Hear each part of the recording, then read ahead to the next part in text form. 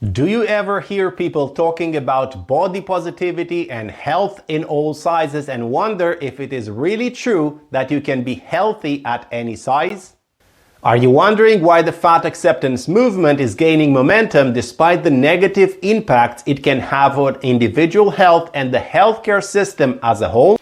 Then keep watching, because in this video we're going to explore the truth about obesity and why the idea of health in all sizes is a dangerous myth that is contributing to the obesity epidemic. Obesity is a serious public health concern, with rates of obesity continuing to rise in many countries around the world. While there are certainly many factors that contribute to obesity epidemic, including the lack of access to healthy food options and sedentary lifestyle, the body positivity movement and fat acceptance may also be contributing to the problem. While the goal of body positivity movement is to promote acceptance and respect for all body types, it's important to recognize that being overweight or obese can have negative impacts on health. Research has shown that carrying excess weight can increase the risk of a wide range of health problems, including heart disease, type 2 diabetes, and certain types of cancer. Additionally, carrying excess weight can put added strain on your joints and muscles, leading to chronic pain and mobility issues. Despite the risk associated with obesity, the message of health in all sizes and fat acceptance might be sending the wrong message to individuals struggling with their weight. By promoting the idea that all body types are equally healthy, individuals might be less likely to take steps to address their weight and improve their health. Welcome, health enthusiasts. I'm Adrian, a registered nurse with a passion for empowering people to take charge of their own health. On this channel, I will be sharing valuable insights and practical tips to help you optimize your health and achieve your goals. So please like and subscribe if you enjoy the content. So what happens to the body when we become overweight or obese? Let's take a closer look at one important component of our body's metabolism: fat cells. Fat cells, also known as adipocytes, are specialized cells in our body that store excess energy in the form of triglycerides. We were always meant to store excess energy as fat because this is what allowed us to survive during long periods of famine thousands of years ago, when food wasn't readily available like it is now. Fat cells can grow in two ways. They can grow in size, and that's called hypertrophy, or they can grow in numbers, and that's called hyperplasia. Generally, the number of adipocytes or fat cells in the body tends to stabilize and remain the same after puberty. A small minority of around 15% of the world population have this ability of generating more fat cells even in their adult years. And they are the lucky ones, and we'll see why in a minute. When fat cells become too big, they become insulin resistant. This is very important because every time you eat and your blood sugar levels go up, insulin comes in and tells your cells to start taking glucose in. All the excess glucose from your bloodstream that is not being used for energy would normally go to the fat cells to be stored for later use. And this is what you want: excess glucose to be stored in the fat cells. But if the fat cells are too big and they are not responding to insulin as they should, then somebody else needs to pick up the burden, and that someone is usually the liver and the muscles. When the liver and muscles have to take up the burden of processing and storing excess glucose, it can lead to health problems such as type 2 diabetes and metabolic syndrome. The excess glucose that is not properly stored or utilized can also contribute to the buildup of fat in the liver, which can lead to a condition called non-alcoholic fatty liver disease.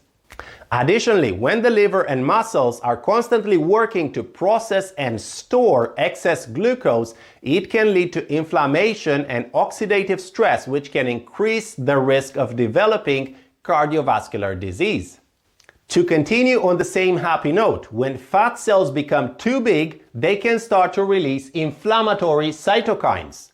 These cytokines are part of the body's immune response and are normally released to fight off infections or injuries. However, in the case of obesity, the cytokines are being released because the fat cells are stressed and they are inflamed. They're basically like balloons about to pop because we keep force feed them with extra calories. Another interesting thing happens when fat cells become too big. They start pushing each other away from the blood vessels. Blood is what supplies them with much needed oxygen and nutrients. So they become hypoxic, meaning they have less oxygen, and they start releasing the cytokines in an attempt to stay alive and stimulate the production of new blood vessels to supply them with oxygen and nutrients. These cytokines can cause chronic low-grade inflammation in the body, which can contribute to the development of a number of health problems, including heart disease, type 2 diabetes, and certain types of cancer. In addition to releasing cytokines, fat cells can also start to leak free fatty acids.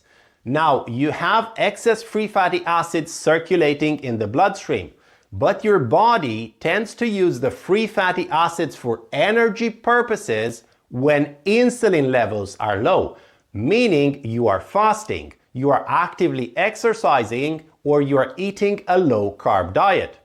But since we're not good at doing any of those things, these excess free fatty acids travel to other parts of the body, especially the liver, where they get converted into liver fat and they contribute to the development of fatty liver disease.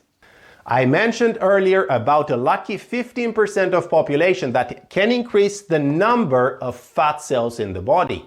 This will depend on your genetics, however, and you can't just choose to build new fat cells. When you produce new fat cells, they tend to stay very small, so they remain very sensitive to insulin and they don't cause any inflammation and they don't leak any free fatty acids. Now, these are the people that can be obese and metabolically healthy, at least up to a certain point. I think this is where the misconception about health in all sizes come from. These people tend to store a lot of fat on their bums, thighs, hips, and arms, and much less on their waist. The storage of fat on your waist or your belly is associated with all these problems we've mentioned above. One more thing I want to address here, and that is childhood obesity, which is very much so on the rise. As caregivers, it is our responsibility to ensure our children live healthy lives and have a healthy diet. So let's step up our game and take charge by educating ourselves on nutrition and promoting a healthy lifestyle for our little ones. By doing so, we can prevent setting them up for failure and instead pave the way for a bright future. If a child is obese when they reach puberty, they are more likely to struggle with their weight in their adult years. This is because the number of fat cells tends to be established during childhood and puberty, and while fat cells can shrink in size with weight loss, they generally do not decrease in number. Therefore, if a child has a higher number of fat cells due to obesity, they might find it a lot more difficult to lose weight and keep it off in their adult years. Rather than promoting the idea of health in all sizes, it's important to focus on promoting healthy habits and behaviors regardless of the body size or weight. That's all for today. Thank you for watching, and I'll see you next time.